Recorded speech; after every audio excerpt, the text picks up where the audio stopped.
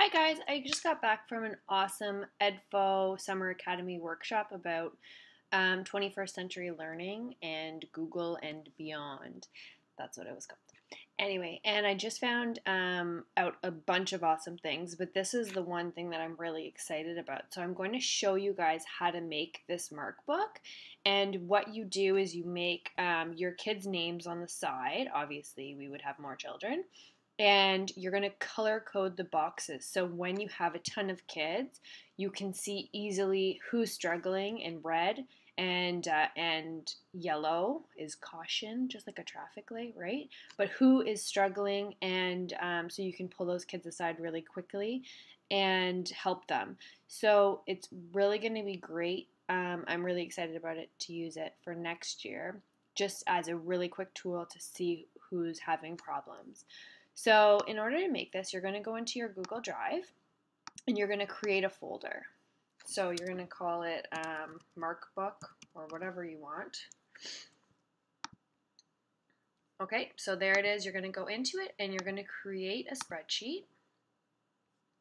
And you're going to call this, just like you can see here, you're going to call it the master markbook, because what we're going to do is we're going to make this master one. You're never going to touch it again, and you're just going to make copies of it, okay?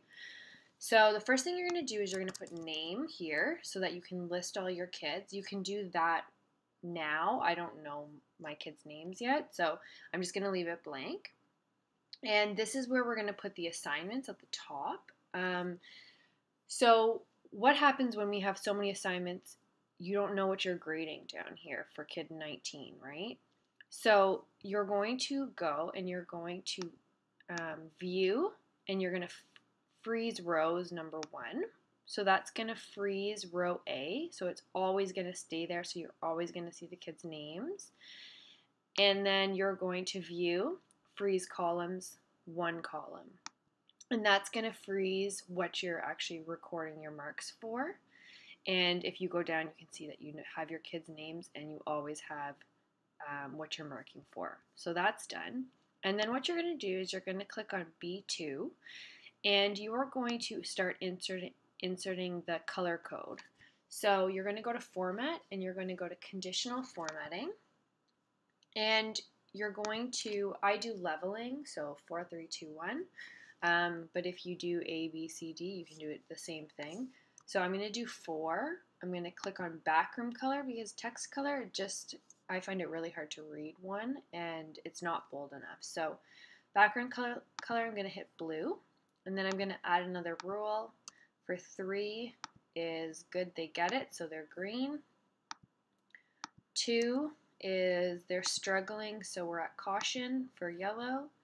And 1 is, whoa, we got a problem, so red. So then when you're done all this, 4, 3, 2, 1, and these colors, you're going to save the rule. And you're going to see here, if you click a 3 and you come out of it, it turns that color, so you know you did it right. So what you're going to do next is you're going to edit, copy. So you're copying what's in that cell, and you're going to take the cell and you're going to pull it over. I always have problems with this. You're going to pull it over. So you go to as many kids as you'll probably have. Hopefully you won't have any more than 31. And you're going to pull it all the way over as far as you can go. So I have 32 and I have Z. And now you're going to go to Edit, Paste Special, Conditional Formatting Only. So that's, we're putting in the colors to the whole grid. So let's just double check. So I put a 4 in here. That works. A 2 works here. Awesome. So we're good to go. Awesome, so that's finished. So what you're going to do is you're going to get out of this, because we're done it now, and we're going to make a copy. You're never going to insert in marks in this one. This is your master. You don't touch it. You're just going to make copies. So if I want, there's 2 ways you can really organize this if you want. You could do term 1 language. Oops. And you could do for sheet 1, if you double click on it, it turns blue and you can write in your strand. And then to add another one, you add a plus and you go oral plus double click, writing, oops, and media.